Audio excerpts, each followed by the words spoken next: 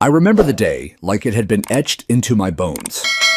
It was one of those warm April mornings where the lake glistened like a promise.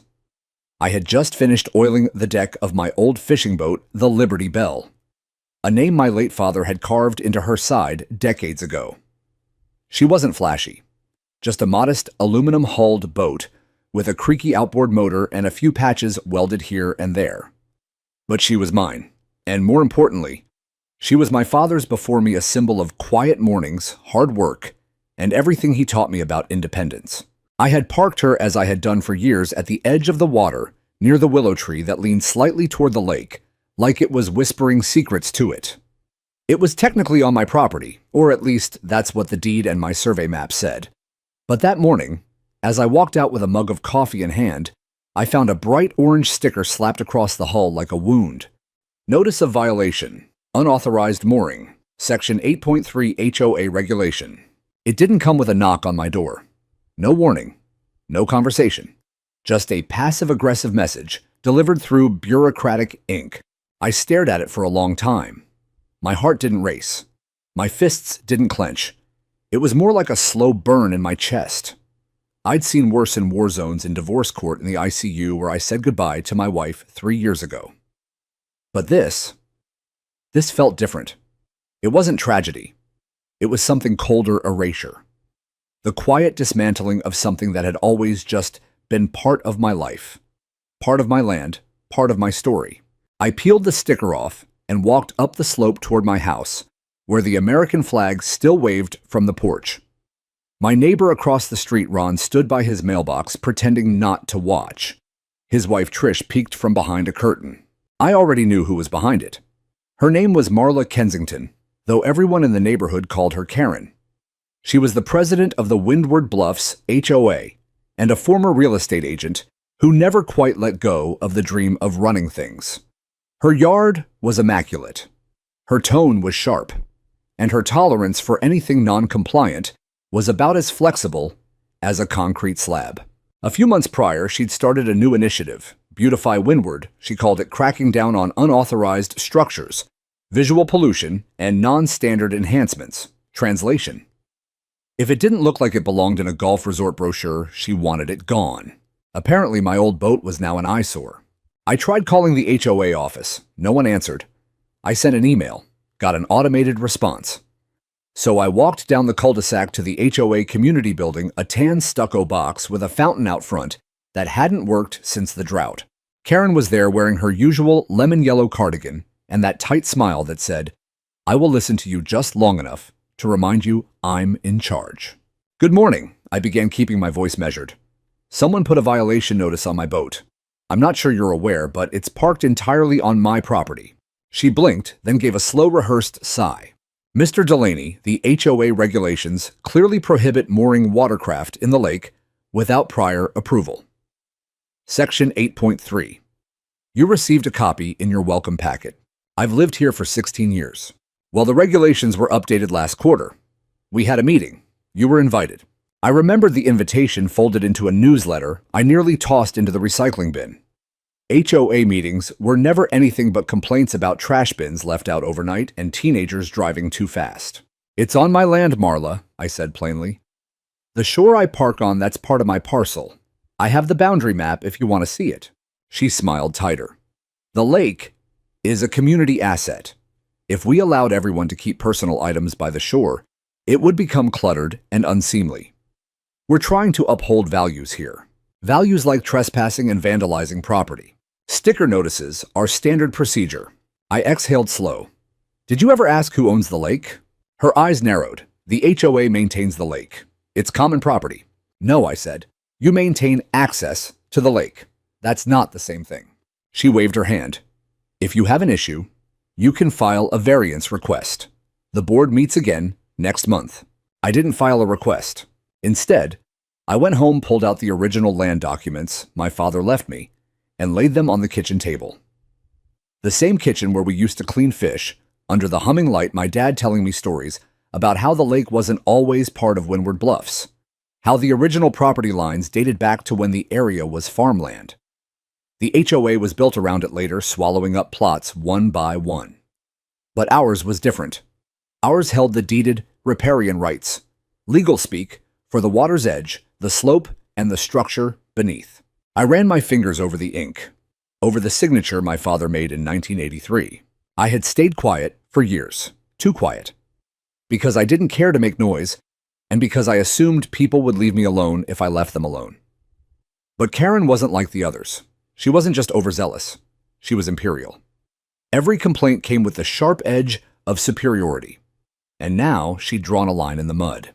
I folded the documents, slipped them into a folder, and placed them on the passenger seat of my truck.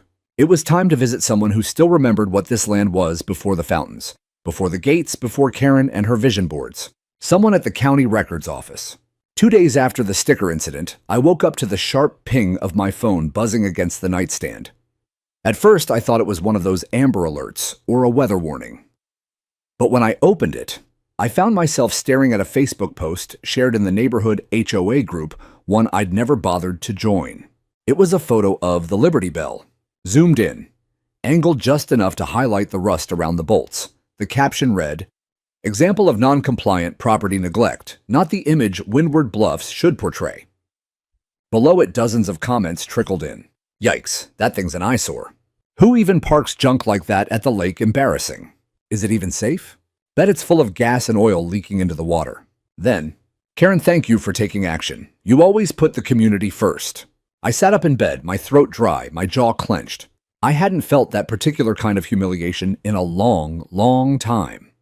Not since returning from deployment and walking into a local job interview, where they glanced at my missing ring finger and asked if I'd be comfortable around civilians again.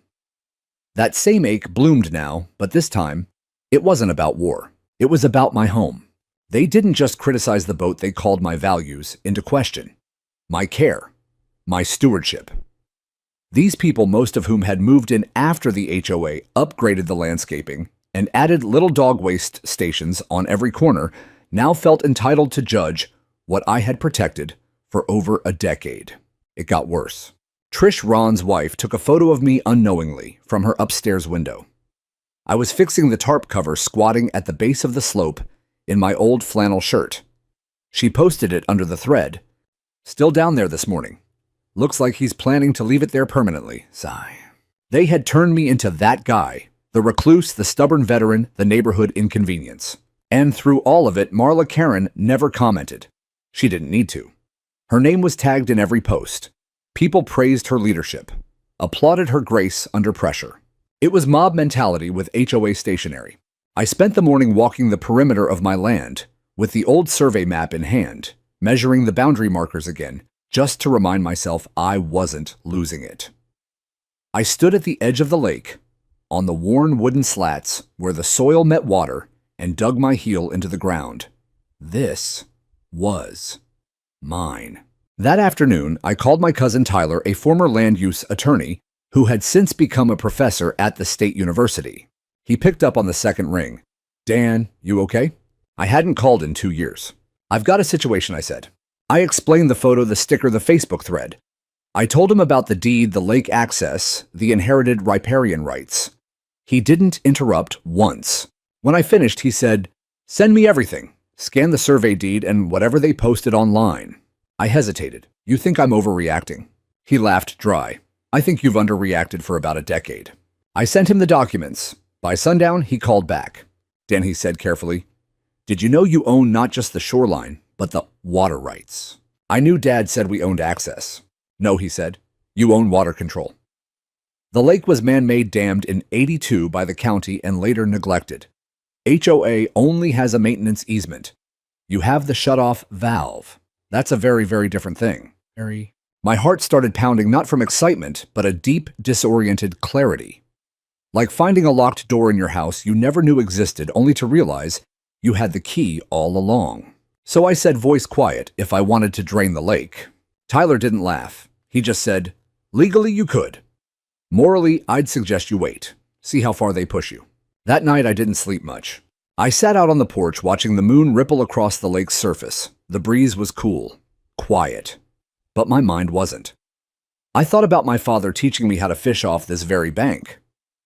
I thought about the first summer after my wife passed, when I couldn't bring myself to go near the water. Until one morning I sat at the bow with a thermos and cried until the sun came up. No one saw. No one needed to. The lake had always listened.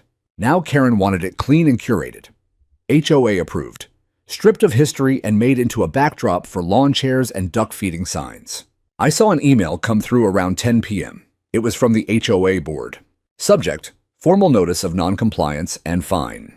They fined me $200 for continued storage of non-regulated watercraft on HOA visual space. I stared at the screen, not because of the fine, I could pay that in a blink, but because of the word they used, storage. As if my boat, my legacy, my weekends and memories were just clutter they didn't want to see. That was the moment I stopped waiting for reason. The next morning, I drove to the county engineering office. I hadn't been there in years, a squat tan building behind the public library. Inside, I asked for the lake's original permit history. The clerk blinked when I gave the parcel number. Wow, haven't had a request for this one in a while. She returned 20 minutes later with a thick manila folder. Inside was a blueprint dated 1982, hand-drawn, initialed by my father. And at the corner of the page, main flood valve, east shoreline, private maintenance, access only. Right where the willow tree leaned. I ran my finger across the blueprint. Karen didn't know it yet, but she had poked the wrong man and the wrong shoreline. I didn't tell anyone what I found. Not yet. Some men are loud about their rights. They wave flags, shout in meetings, draft long Facebook screeds with bold text and links to obscure codes. But I come from a different mold. I was raised by a man who believed power was quiet, that if you really owned something that land truth dignity, you didn't have to convince anyone. You just had to act like it. So I sat with the documents, the old blueprint, the maintenance easement from 1982, the permit stamped by the county engineer back when this lake was just a gravel-bottomed flood reservoir with wild ducks and cattails, not HOA picnic tables and floating lantern events. I had all of it spread across my dining table, and I stared at it every night like it was a jigsaw puzzle of my past. I remembered helping my father build the first dock, not the one they have now with polished planks and white ropes, but a crooked structure with cedar boards and rusted nails. I was 12. I held the flashlight while he cursed under his breath and hammered in the last board. "This lake's ours, Danny," he'd said. "No matter what they build around it." I hadn't understood then. I do now. Because now they were here, the ones who came after, who paved over the dirt road, who put up speed bumps and ornamental shrubs and signs about residents-only access, who held barbecues with name tags and plastic wine glasses while acting like this place began when they arrived. They didn't know what this lake had been. They didn't know what it had cost. 3 days after receiving the HOA fine, I received another letter, this one certified. It came in a white envelope with the HOA seal embossed on the top left corner like it was from a government office, instead of a group of over-involved retirees with clipboards. Inside was a notice of escalated penalties, $500 if the boat remained visible by the end of the week, with mention of possible lien actions for non-compliance.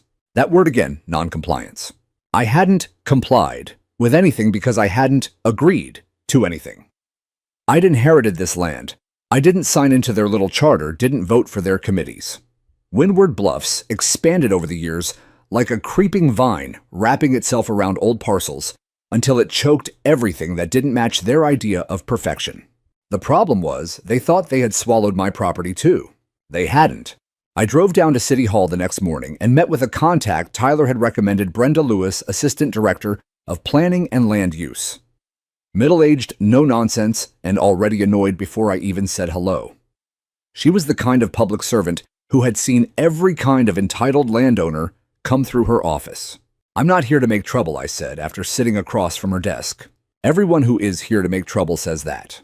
I slid the file across the desk, the one with the 1982 blueprint, the maintenance records, the easement declaration, and finally the 1997 transfer deed where my father handed the property, and all water management rights associated with Parcel 14A to me. She skimmed the documents. Her eyebrows rose just a little. HOA's claiming authority over this lake. They've issued fines, threatened a lien. She didn't speak for a moment, just tapped the edge of the blueprint with her pen. "Mr. Delaney, Do you know how rare it is for private citizens to retain riparian control after HOA annexation? I do now. She smiled faintly. You've got the valve. East side. Under the willow. Still operational. Last I checked, yes. She leaned back in her chair. I can send you a certified copy of these records. If they push further, they're bluffing. But if they escalate, if they try to place a lien, come back. With this, you can sue them into the next county. I nodded. I'm not trying to make money off this. Then what are you trying to do? I paused, thought of the boat, the mud, the silence. I want them to stop treating what I inherited like it's garbage. I want them to stop pretending they built this place from scratch. Brenda folded the file and said most people just want their deck reapproved. Then I guess I'm not most people. Back home, I didn't drain the lake. Not yet. I walked down the slope that evening and sat on the dock with my boots dangling above the water. Karen's brand new "No Boats Beyond This Point" sign stood 20 yards away, bolted into the sand like it was some kind of royal decree. I noticed she had added a smaller sign beneath it. Violators will be reported and fined. I laughed, out loud, because she had no idea. I ran my hand along the post of the dock, felt the grain, the splinters. The lake was full, calm, glassy. But underneath it was a truth no one else knew could all be gone with a single turn of a handle. The same one my father had shown me when I was 15, hidden beneath a metal cover beneath the willow's roots. Most people thought it was just an irrigation outlet. But it connected to the main basin, the low point of the man-made reservoir. If opened fully, it would take less than a day to bleed the entire lake dry. I had always respected the lake, but now respect wasn't being given in return. That weekend, HOA Karen organized a community lake walk. I watched from my porch as dozens of residents strolled along the perimeter with their dogs and iced coffees. Karen led the pack like she was a tour guide wearing a sun hat and holding a laminated map. They passed my property like it was enemy territory, avoided looking directly at my dock, even though the boat was gone now. I'd hauled it into my barn temporarily, just to avoid another fine. As they walked away, I caught Karen glancing back. Her eyes met mine. She didn't smile. Neither did I, because something had shifted. They thought they had embarrassed me, shamed me, pushed me into retreat. But all they'd done was remind me what power really was. Not the kind that yells, not the kind that fines. The kind that owns the valve under the willow tree and knows exactly when to turn it. The HOA meetings were usually held in the community center's main hall, a beige box with folding chairs, lukewarm coffee, and that vague smell of fresh printer toner and old carpet. I'd only attended twice in 16 years. Once when they voted to repaint the playground, another when someone proposed banning backyard fire pits due to smoke drift. I left early that night. But this time, I showed up right on time, folder in hand, boots still dusty from walking the edge of my land. The room was fuller than I expected. Around 30 people sat in a half circle of plastic chairs. Karen stood at the front beside a large easel with printouts taped to it. At the top, in big bold Arial font, Community Maintenance Enforcement Initiative, Phase 2. There it was. I knew it before she even opened her mouth. Karen wore a coral blouse with a neatly pressed name badge, and she was beaming the kind of pride that only blooms when someone believes they're doing something for the greater good, even when it steamrolls over someone else's dignity. Good evening, everyone, she began. Thank you for coming. Tonight's meeting will cover the next phase of our Beautify Windward campaign, including shoreline cleanup and enforcement actions to address recurring non-compliance issues. I stood in the back unnoticed at first, or perhaps ignored. Before we begin, she continued, I'd like to acknowledge some of the positive results from Phase 1, which included removal of unapproved furniture enforcement, of vehicle visibility regulations, and action taken on several non-regulated watercraft. That was me. Everyone knew it. A few people clapped. Most nodded politely. She moved to the next chart, which included a full-page photo of the lake zoomed out picturesque. But in the lower corner was my property, the willow tree, the slope, and circled in red my dock. Now, as we move toward a more cohesive lakefront appearance, she said, we are requesting all residents with private shore access to submit for conformity evaluation. Someone raised a hand. What if they were grandfathered in? Karen's smile didn't break. There is no formal grandfather clause. The HOA retains the right to define standards consistent with our charter. That was my cue. I stepped forward slow, not dramatic, just enough to make her pause. Even if the property isn't HOA controlled, I asked. Karen blinked. The room shifted. Excuse me, she said, her voice tight. I held up the folder. My shoreline. Parcel 14A. The one you've been circling in red, like it's a rogue trash bin. You're welcome to submit a variance, she said quickly. This meeting isn't. You've fined me. Shamed me online. Shared photos of my boat without consent. And now you're proposing that I submit to an evaluation of land that's never belonged to you or your board. Whispers erupted. A man near the window coughed to cover a laugh. Karen adjusted her blouse. Mr. Delaney, this is a community meeting, not a courtroom. No, I said calmly, but maybe it should be.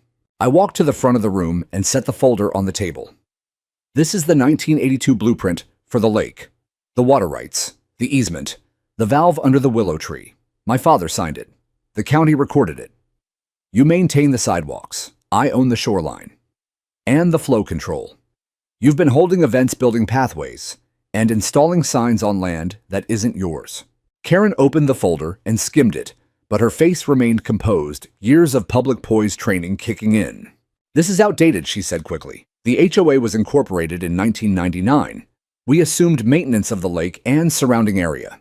It's in our charter. Your charter isn't a legal override. I think you're misinterpreting. I turned to the room. How many of you knew the HOA doesn't own the lake? No one answered. Some looked down. A few looked toward Karen. How many of you knew the shoreline you use for 4th of July, cookouts, lantern festivals, and yoga mornings sits on private property? The silence was louder than I expected. Karen leaned in slightly, voice softer now. Mr. Delaney, this isn't the place. You made it the place, I said. When you dragged me through your Facebook committee, treated my property like an eyesore, and fined me based on authority you don't even legally hold. That's when her mask cracked just a little. Her hand clenched around the folder. If you feel you've been wronged, she said carefully, you're free to pursue legal action. I nodded. Good, because I just might. I turned and walked out before she could reply. I wasn't interested in fireworks. I wasn't there for applause or validation. I just needed to make it real in front of everyone. Let them hear the weight of truth without needing to scream it. Outside, the air was cooler. The moonlight shimmered on the surface of the lake, just barely visible through the trees. A reminder that beneath all that smooth reflection, there were currents, deep ones. The next morning, the HOA group page lit up. I didn't even have to check it. Ron texted me a screenshot. And did anyone else know Delaney owns part of the lake? Followed by a dozen replies. What? How is that possible? That changes everything.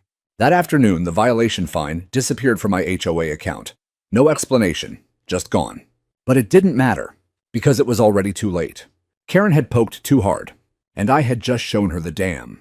2 days after the meeting, the HOA newsletter came out neatly folded and slid into everyone's mailbox like it was delivering gospel. I didn't bother reading it, not at first, but Trish of all people dropped one off at my porch with a post-it note stuck to the front. Thought you might want to see this. T. I peeled the note away and sat down with my coffee, flipping through the glossy pages until I reached the headline, printed dead center, in bold. Community lake usage under review. Clarification in progress. It was a carefully worded piece of bureaucratic poetry. Not quite an admission, not quite a denial. Just enough wiggle room for Karen and her board to start walking back their claims without outright confessing they'd crossed the line. It talked about historical ambiguities, ongoing review of shared spaces, and opportunities for cooperative stewardship. And yet buried halfway through was this quiet concession. We are currently consulting with county records to verify the boundaries and water rights concerning the eastern edge of the lake. Residents with pre-existing shoreline access are encouraged to temporarily refrain from hosting community events in that area. Translation: they knew they'd overstepped and they were scrambling. But what stuck with me most wasn't the wording. It was the realization. They weren't just trying to beautify the lake or enforce some abstract vision of order. They'd been using it, monetizing it, all under the pretense of HOA improvement. The signs, the fines, the rules, those were just surface level. The deeper game was control, and beneath that, profit. That night I started digging. Not through my land, but through the HOA's public records. I logged into their homeowner portal, the one I rarely used, and started downloading the last 6 years of financial statements. I sifted through PDFs with titles like Annual Landscaping Budget 2019 and Reserve Study Update. Most of it was routine: mulch orders, tree trimming, pest control contracts. But in the event ledger for summer activities, I found a line item that made my stomach turn. Lakeside vendor booth, rental revenue, $7,440 YTD. Vendor booths on my shoreline. I flipped back to the July entry from last year. Sure enough, HOA Summer Splash Festival. Lakeside event area rented to outside food trucks and artisan vendors. I remembered that weekend, the noise, the traffic, the kids running through my grass like it was a public park. I'd stayed inside, kept the windows closed. I hadn't known they were charging people to use on my land. It got worse. In an email buried in the meeting minutes from earlier that year, I found a proposal authored by Karen herself suggesting the HOA expand permanent amenities. Along the eastern shore, a small boardwalk, a gazebo, and a floating dock for kayak rentals and potential lakeside yoga sessions. She called it an untapped revenue stream. I sat back in my chair, jaw clenched. They weren't just erasing me. They were trying to build on top of me, literally. They were turning my legacy, my family's land, into their business venture. And I'd been silent for too long. The next morning, I paid a visit to Brenda Lewis at the city again. I brought everything: the HOA newsletter, the vendor revenue line items, the emails I printed from the portal. She didn't blink when she read them. "This is pretty damning," she muttered.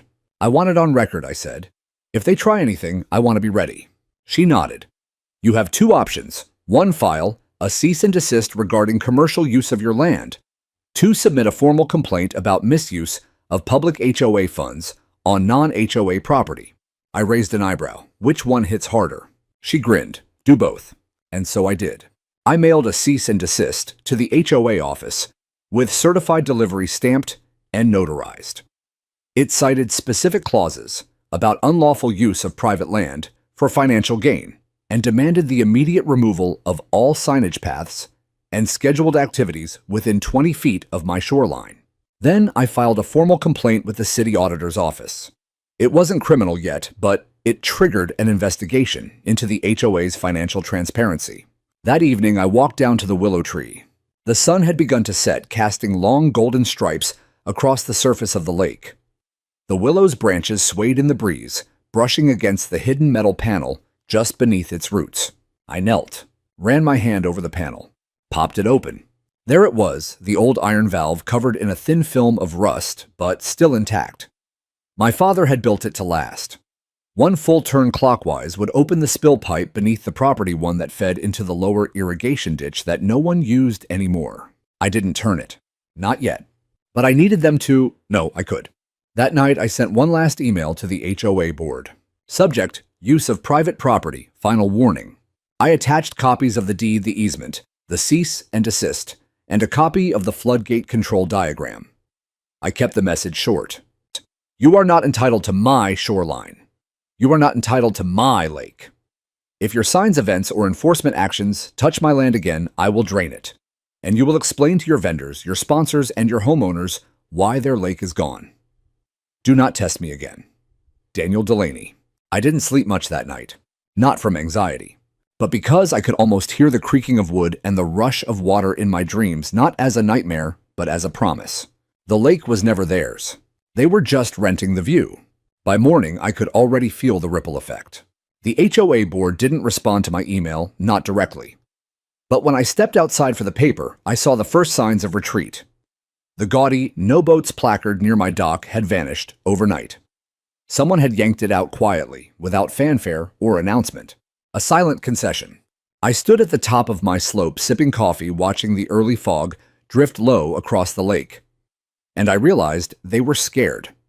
Maybe not of me, but of something bigger, the realization that for all their rules and committees and charters, they'd built their little empire on a patch of mud they didn't even own. But I wasn't done. I still had one card left to play, one they hadn't even bothered looking for. See, when my father handed this land to me, he didn't just give me paper. He gave me history. And buried in the county archive, under layers of old planning reports and microfilm scans, was the key they'd never bothered to read. The original conditional permit for the reservoir. I spent most of the afternoon in the dusty back room of the county engineering office. Brenda had given me access to their internal index system, and I flipped through a dozen manila folders marked with faded ink until I found the one labeled Windward Lake, 1981 to 1983 Project Files. Inside were handwritten notes, topographical surveys, engineering calculations, and finally, stapled near the back, a single-page permit stamped by the State Department of Environmental Regulation. Title: Conditional Use Approval, Water Retention Basin and Recreational Reservoir. It listed the construction specifications, drainage limitations, and 3 clear stipulations. I read the third one twice to be sure. Control mechanisms, valves, sluice gates, and their housing structures must remain under the maintenance and operational authority of the property owner on whose land said infrastructure resides. This authority is non-transferable except by sale or inheritance of title. That was it. They could write all the HOA charters they wanted. They could build picnic tables, schedule lantern festivals, sell lemonade to tourists. But they would never own the water, because the water flowed through my father's valve, through mine now. That clause was like dynamite. I could already hear the board scrambling. I made a copy and added it to my growing file. Then I did something I hadn't done in years. I called the local paper. A friend of mine, Ryan Cook, had been a beat reporter since the early 2000s. He covered school boards, zoning disputes, small-town political kerfuffles, the unglamorous stuff that actually shaped lives. When I told him what was happening, he listened in stunned silence. "So let me get this straight," he said. "You own the valve to the lake. The HOA doesn't. And they've been charging vendors, hosting public events, and enforcing fines on land they have no right to touch." I nodded, even though he couldn't see me. "It gets better. I've got the original permit. It's all there." He whistled. "This is the kind of thing that starts as a human interest piece and ends up in a courtroom." "Good," I said. "Let's begin at the human interest part." The next Sunday, the article ran in the Lakewood Observer. Front page: Local veteran reclaims water rights after HOA overreach. There was a photo of me standing beside the willow, the lake glimmering behind me. Ryan did his homework. He quoted the permit. The deed even reached out to Brenda Lewis, who confirmed the city's position. It was all factual, calm. But the tone was clear. I wasn't some cranky old man with a boat and a grudge. I was a landowner defending what had been stolen inch by inch through arrogance disguised as administration. And the town ate it up. Comments poured in online. "Never liked how the HOA handled that lake anyway. Good for you, Dan." These boards think they're little governments. Someone had to remind them they're not. Imagine hosting wine tastings on someone else's land and having the nerve to fine him. But the one that stuck with me most was posted anonymously. "I served with Daniel in Desert Storm. He doesn't bluff. If he says he'll drain that lake, he means it." By Tuesday, Karen called. Not an email, not a letter. She called. I let it ring once before picking up. "Mr. Delaney," she said, her voice stiff. "I think it would benefit all parties if we could come to a mutual understanding. I already sent my cease and desist. Yes, we've received it. And while I still believe there are differing interpretations of the HOA charter, there aren't. I would like to offer an in-person discussion.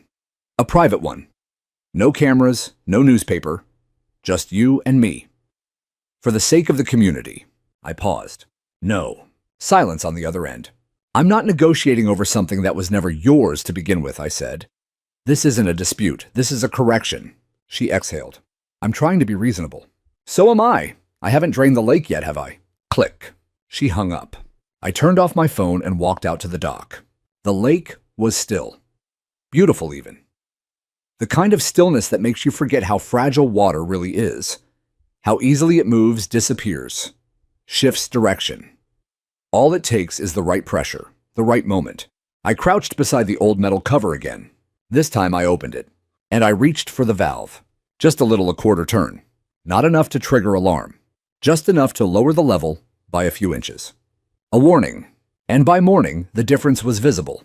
The floating dock Karen had installed near the north edge tilted awkwardly, its supports scraping the mud. The pontoon boat the HOA kept for tours beached slightly sideways, its hull no longer fully submerged. The illusion was cracking, not because I wanted revenge, but because sometimes to be heard, truly heard, you have to let the silence of loss speak louder than any argument. The lake was falling, and Karen was running out of shoreline. I woke up before sunrise the next day. Not from habit, those early morning alarms had faded with retirement, but from something heavier. A kind of stillness in the air. Like the lake itself had taken a deep breath and was waiting for me to move. I brewed a pot of coffee black and strong and walked out barefoot into the dew. The soil beneath my feet was cold firm. Each step down the slope toward the willow felt deliberate. Final. The metal panel was still open from the night before. A bead of condensation had formed along the edge of the iron valve. I crouched, placed both hands on the wheel, and turned.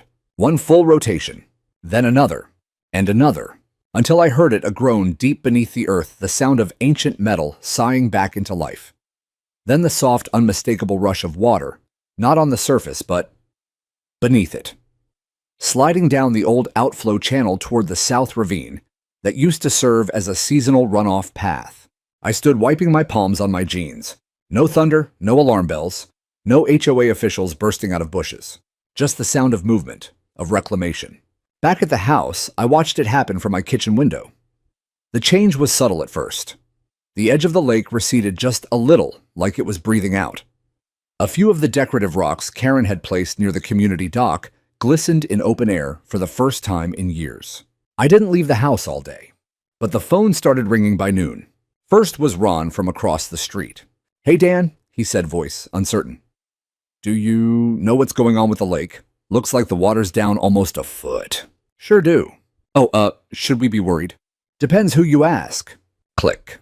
Next came a group email from the HOA board titled, "Emergency Lake Level Notice." They cited unforeseen drainage activity and encouraged residents to remain calm while investigations proceed. Odd. Karen's name wasn't on the bottom. It was signed by the treasurer instead. She was already ducking. Then came the local news van.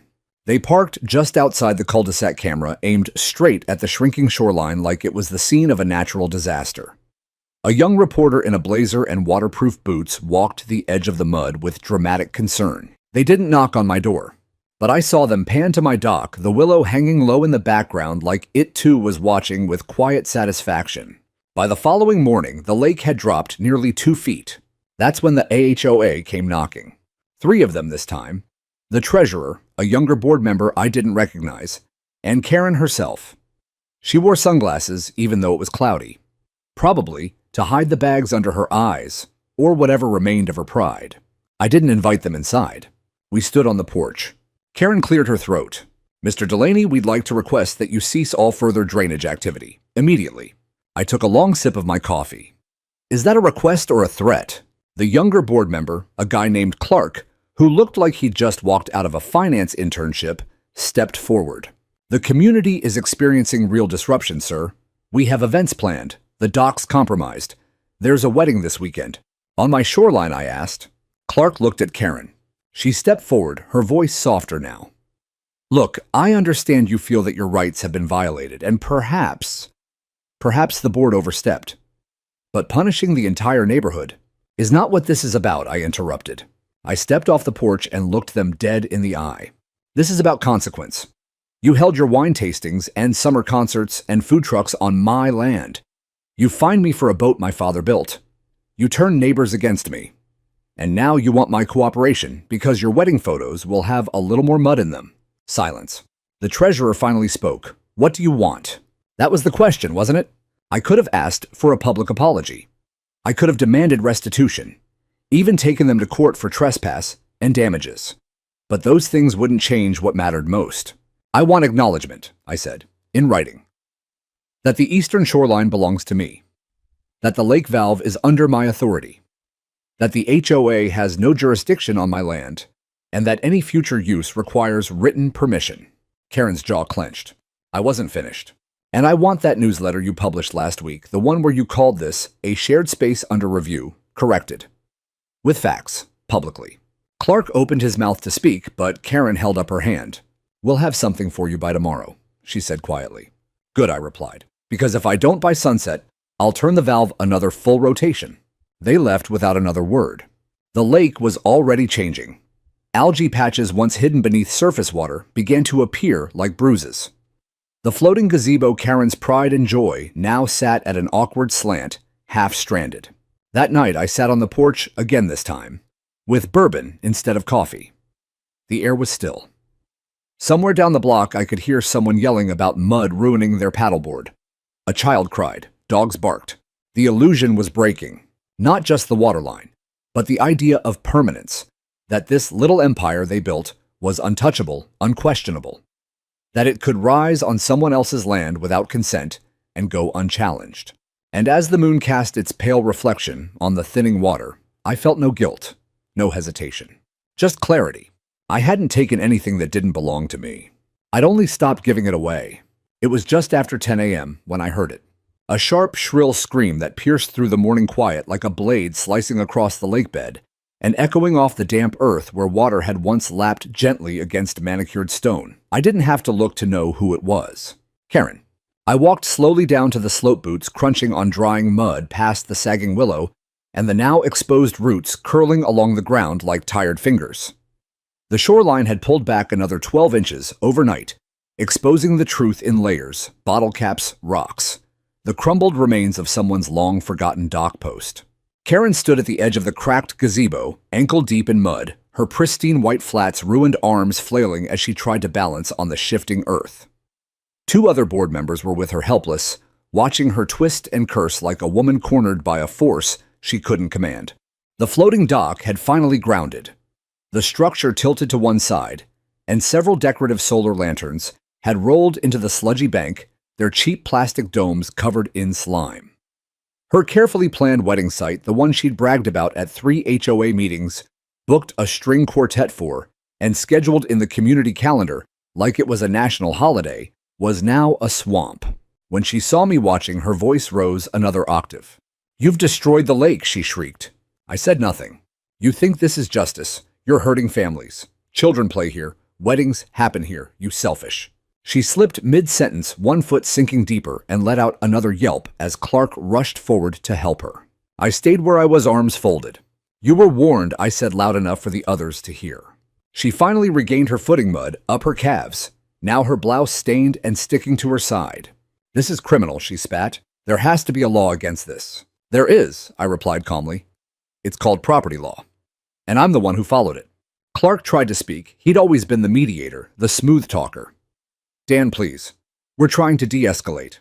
"You're a week late," I said. A few neighbors had begun to gather near the cul-de-sac. They kept their distance, but the stares were palpable. A few phones were out. I could see Trish holding one up, recording from the front of her driveway.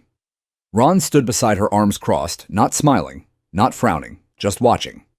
Like a man realizing the town's mythos was shifting beneath his feet. Karen marched up the slope toward me, dripping, furious, shaking with rage. "You don't get to decide what this neighborhood looks like." "No," I said, "but I get to decide what happens on my land. And you tried to erase that.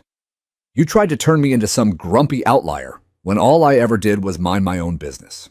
You weaponized your land." "No, Karen," I said. "I reclaimed it." Her breathing was shallow, furious. Then she reached into her tote bag and pulled out a folded document already wet at the corners. "This is the acknowledgement," she said through gritted teeth. "Signed. The board has voted to recognize your property boundaries, cease use of the eastern shoreline, and issue a formal apology." She thrust it at me like it was radioactive. I didn't take it right away. "Is the newsletter correction in here?" She hesitated. "It will be in the next issue." "And the wedding?" She hesitated longer. "Canceled," she muttered. I took the document, unfolded it slowly. It was everything I'd asked for. The acknowledgement of ownership. The ban on community events without written permission. The retraction of the previous newsletter's misleading language. And the signature, not just Karen's, but every board member's. It was the closest thing to surrender I'd ever seen printed on HOA letterhead. I nodded once. "Good," I said. "Then the water can stay."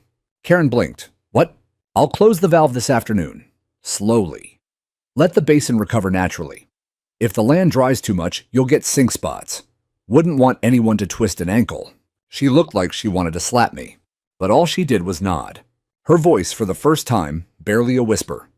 "This community doesn't forget." I met her eyes. Neither do I. She turned and limped back toward the others, mud trailing behind her like the shadow of a failed campaign. By noon, the board had sent a mass email to all residents. Effective immediately, the HOA will no longer utilize the eastern shoreline of Windward Lake for any official or public purposes. Property boundaries and water rights have been confirmed with city and county authorities. We sincerely apologize for any previous misunderstandings and thank Mr. Daniel Delaney for his cooperation in restoring harmony to our community. That was their word for it, harmony. Funny. But I didn't fight it. Because sometimes victory doesn't sound like cheers or gavel strikes. Sometimes it sounds like mud squelching under HOA shoes. That afternoon, I walked back down to the valve and turned it gently counterclockwise. The rush of water slowed to a trickle, then a whisper, then silence. The lake would take weeks to rise again, but I didn't care. Because now they knew. They knew who the shoreline belonged to, who the valve answered to, and what it would cost to forget that again. The lake began to fill again inch by inch. Not by rain, the skies stayed clear, but from the slow reversal of the valve beneath the willow tree. The water crept up quietly, reclaiming its familiar shape.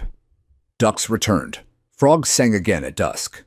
But even with its soft restoration, something had changed. This time, the silence belonged to me. But not everyone was ready to move on. 3 weeks after the board's formal acknowledgement and newsletter correction, I received a summons. Windward Bluffs, HOA vs. Daniel Delaney. The complaint: intentional damage to community assets, unlawful drainage, and a vague accusation of public nuisance. It was laughable. But lawsuits, even baseless ones, demand attention. I called Tyler, my cousin, the land use professor. He read the entire document over the phone, pausing only to snort in disbelief. "They're grasping," he said. "This isn't a legal complaint. This is retaliation." I figured. You have the permit, the deed, the easement, the original construction clause. You have everything. This isn't about winning. This is about saving face. So I asked, do I fight it? Tyler didn't answer right away. You go to court, but not just to win. You go to finish it. He referred me to a colleague named Amanda Cho, an attorney who specialized in property rights and HOAs. She took one look at my file and said, "You're sitting on a damn fortress." The court date was set for mid-October. Municipal civil court, the kind of place filled with disputes over fences, barking dogs, and unpaid dues. But on the day of the hearing, the gallery was packed. Karen sat at the plaintiff's table, perfectly coiffed, flanked by 2 lawyers in matching navy suits. I took my place beside Amanda, who wore a gray blazer and a knowing smile. Judge Morales, a no-nonsense man with a slow voice and sharp eyes, presided. Karen's attorney opened with a speech full of exaggerations that I had disrupted community life, endangered local wildlife, damaged the lake's ecosystem. That I had acted with personal vengeance to sabotage communal property. Amanda waited patiently. Then she stood. "Your Honor," she said clearly, "my client is the legal landowner of Parcel 14A, including the eastern shoreline of Windward Lake and the original water control valve installed in 1982. The HOA does not possess, nor has it ever possessed, any legal right to manage, utilize, or profit from that shoreline without Mr. Delaney's consent." She handed the judge our packet copies of the original permit, the deed transfer from my father, the maintenance clause, the newsletter, the cease and desist, and the HOA's signed acknowledgement. "This case isn't about nuisance," she continued. "It's about a board that overreached, got caught, and now refuses to accept accountability." Karen's lawyer objected, but Morales held up his hand. "I've read every page," he said. "This case should have never made it to my docket." He turned to Karen. "You attempted to monetize land you didn't own. You fined a homeowner for activity on property you had no jurisdiction over. And now, after being presented with proof, you've decided to pursue legal action." Karen shifted uncomfortably. "We were acting on behalf of the community." "No," he said flatly. "You were acting on behalf of your authority, and you abused it." He looked at her lawyers. "Withdraw this case, today, or I will award the defendant full costs damages and consider sanctions for frivolous litigation." They whispered. Karen's face turned scarlet. One of the lawyers stood. "Your Honor, we respectfully withdraw the complaint." Amanda leaned over and whispered, "Checkmate." When we walked out of the courthouse, there was a small crowd waiting outside, not reporters, but residents. People from Windward Bluffs. Some I hadn't spoken to in years. Ron was there standing under a tree, with his hands in his pockets. "I didn't know how far they'd gone," he said. "You didn't ask," I replied. He nodded, ashamed.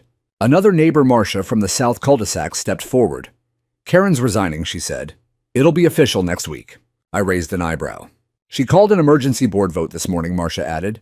Didn't even fight it. Just said she was done dealing with stubborn men. I couldn't help but laugh. She finally called me stubborn. Marcia smiled. She called you worse before, but I think she learned. The next HOA election saw a quiet revolution. The new board was younger, more transparent, and for the first time inclusive. They invited homeowners to participate without threats of fines. They updated the charter to reflect actual boundaries. And they passed a motion to form a historical land acknowledgement committee. They asked me to be on it. I declined. Not out of spite, but because I didn't need to sit at their table anymore. I already had my seat, right beside the lake. That winter, I rebuilt the dock. Stronger, wider. Not for HOA-approved aesthetics, but because I wanted it to last. I kept the Liberty Bell in the water, floating gently near the reeds. I polished her rails, replaced her rope ties, and added a new coat of paint, same color as my father's original deep forest green. Every Saturday, I sat out there with coffee and memory. Sometimes neighbors passed by on the trail, respectful, quiet. They waved. I nodded. And sometimes they stopped to ask questions about the lake, about the history, about how things used to be before the gates, before the forms, before the power struggles. And I told them. Not all the details, just enough. Because sometimes justice isn't about punishment. It's about remembrance, about drawing a line in the mud and saying, this far, no further. Spring returned slowly that year. It always does in our part of the county, not with fireworks or big declarations, but with subtle, quiet signals. The cottonwoods shook off their frost and stretched toward the pale sky. The first lily pads crept back toward the surface near the eastern shore. And the lake, the same one they'd tried to claim with bylaws and picnic banners, filled back to the brim with nothing but gravity and time. I'd closed the valve for good. There was no ceremony, no HOA newsletter covering it, no speech, just me, a wrench, and the cool silence of the willow overhead. I sealed the panel shut, bolted it, then planted 2 low-growing junipers on either side. Not as a warning, but as a quiet guard. Let the water stay. Let it breathe. But let it know this time it was protected, not just by law or lineage, but by a man who had finally decided enough was enough. I started to walk the slope more often. Not to patrol, not to guard, but to observe. I watched the ducks return, dipping into the reeds where Karen's lantern posts used to stand. The kids stopped biking through the property. They kept to the trails now, not because of signs or fences, but because their parents had explained what happened. Sometimes change doesn't come with fences. Sometimes it arrives as respect. There was a strange peace in the air, one I hadn't felt in years. Then one afternoon, a letter arrived. No envelope, just folded paper tucked under a rock on the edge of the dock. The handwriting was unmistakable. Karen, Daniel. You probably don't care to hear from me. I don't blame you. I've moved out of Windward, sold the house. The new couple seems nice. They asked about the lake, and I told them it came with a story, but that it wasn't mine to tell. For what it's worth, I didn't do what I did because I hated you. I did it because I forgot something important. Land isn't just real estate. It's memory. You reminded me of that, though I didn't appreciate it at the time. I hope the lake gives you peace. K. I read it twice, then placed it in the drawer beside my father's original blueprint. Not forgiveness, but closure. That weekend, something unexpected happened. The city council reached out to me. Apparently, a group of urban conservationists had read the Observer article and were interested in creating a community eco-buffer zone on privately owned shoreline, voluntary unobtrusive, and designed to protect habitats. They didn't want to pave anything. They wanted to plant. I said yes. And so, over the next few months, I worked with them to reintroduce native grasses, low-lying ferns, and wetland flora. We even installed nesting platforms for herons. They brought me seed packets and instructions, but mostly they just listened to the land, to the water, to the stories I shared while digging in the dirt beside them. The lake bed grew wild again. Not messy, not ugly, just a natural. And for the first time in years, I saw kids sitting quietly on the shore, sketching birds instead of screaming over Bluetooth speakers. I saw neighbors walking with coffee in hand, not dogs unleashed. I saw less perfection and more presence. One morning, I took the Liberty Bell out onto the still water. Just me, a thermos, and the sound of the motor humming gently against the ripples. As I crossed the center of the lake, I looked back at the eastern shoreline. My dock, the Willow. It looked smaller from out here, but more real, like it had finally found its voice. A few days later, Trish came by with a pie pecan, warm, slightly lopsided, like it had been baked by someone whose hands were nervous. She didn't say much, just handed it to me with a soft smile and said, "For everything." I nodded, "For everything." Ron gave me a thumbs up from the street, and I realized maybe they were never villains. Maybe they were just people caught in the spell of control of silence, of not asking too many questions. But now the spell was broken, and the lake remembered. Sometimes I still walk the edge at dusk. I talk to my father not out loud, not in words, just in thoughts passed into the water like fishing lines cast into the deep. "You were right, Dad." About the land, about the quiet, about standing firm even when no one's clapping. You were right to plant the valve under the willow and to tell me it wasn't power, it was responsibility. And I finally understand. Because this lake, our lake, may reflect the sky, but it holds something deeper now. A truth, thus, and no HOA can drain that.